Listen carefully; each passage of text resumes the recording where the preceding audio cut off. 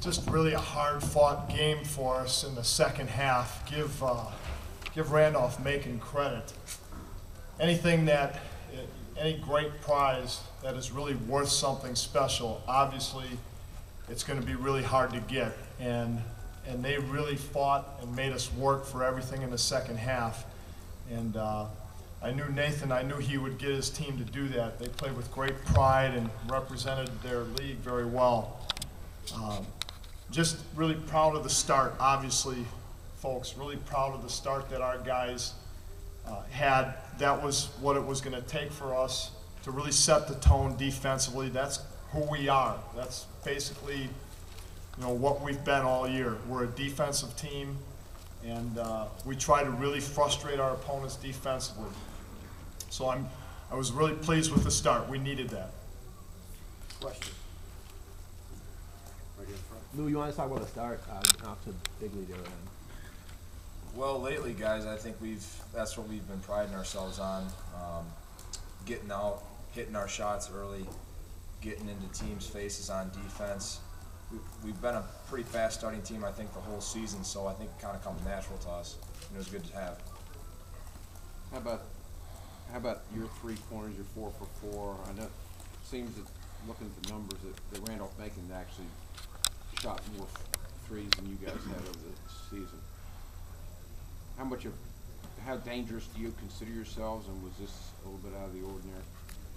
Well, we knew that circling out in the post, driving and kicking, that's kind of our game. I was fortunate enough to get a few open looks right away. I didn't really have, personally, I didn't think I had the best shoot around this morning, so I really tried to lock myself in. My teammates were fortunate enough to give me some open looks right away, and I just hit them.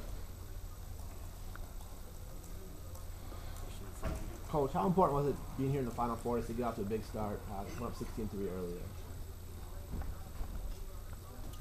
It obviously was something we talked about and something we try to work very hard on all year. Just starting well defensively, trying to get 4 out of 5 stops to start the game.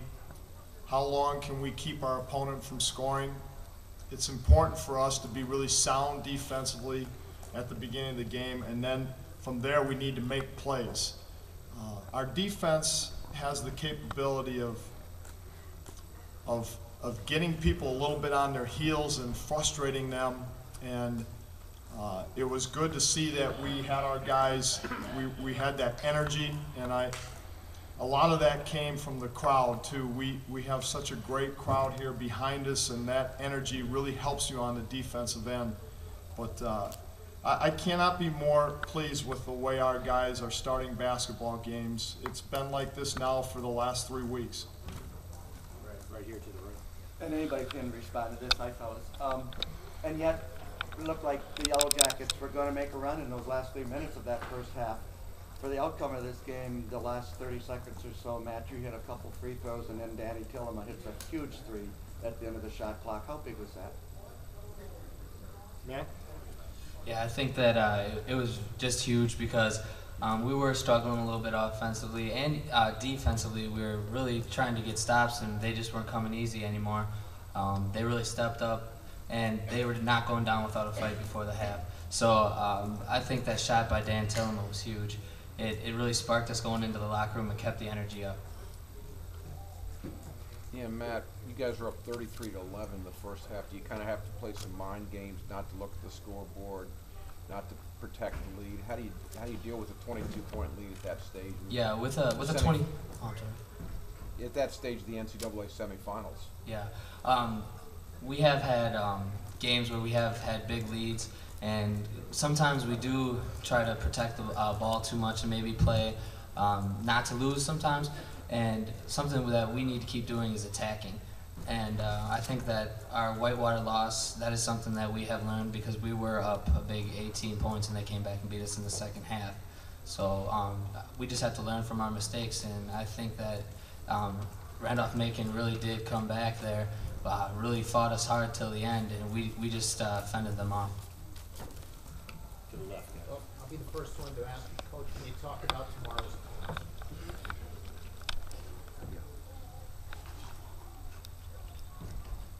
I did not watch a lot of that game, but what I know of Williams, they are an outstanding shooting team. They are really good at spreading you out. They really are good at playing off the dribble, and they really feed off of each other. It's kind of contagious when you have great shooters and guys start making shots. They really feed off of each other, and it seems like a lot of guys are making shots out there. So, but they're more than just a good shooting team. As our guys have talked just briefly when we huddled up, they have some other guys that make plays and can finish, and athleticism. They're a very good team, obviously. So it's going to be a great national championship game, and we're gonna have to be at our best for 40 minutes. But I really trust in my guys. I believe we can do that. We can give them our best shot for 40 minutes.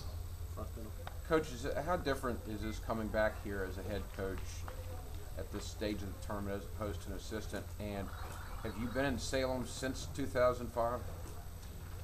I have been back and have enjoyed it as a fan, but it's obviously it's all about these guys. For me, the opportunity to win 2 national titles, head coach, assistant, it's really your dream as a coach is to try to get a bunch of guys down here and have a shot at winning this title, and for them to enjoy this experience and to try to make those lifetime memories.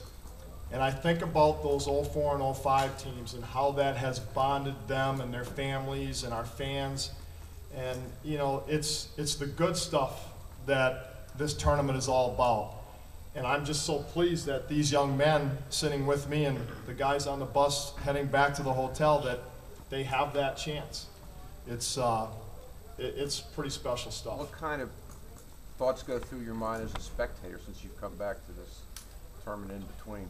Well, just enjoyed how good the basketball is, how great the teams are, how well this tournament is run. It really is something special. And for me, to really enjoy it as a fan after being down here and winning it twice, it was fun to kind of go back and relive some of those memories. So there are some great Division III coaches that love this game, and really that is the best part of coming down here, is the relationships with the ADs and the head coaches, and then all the people from Salem that are so passionate about this tournament.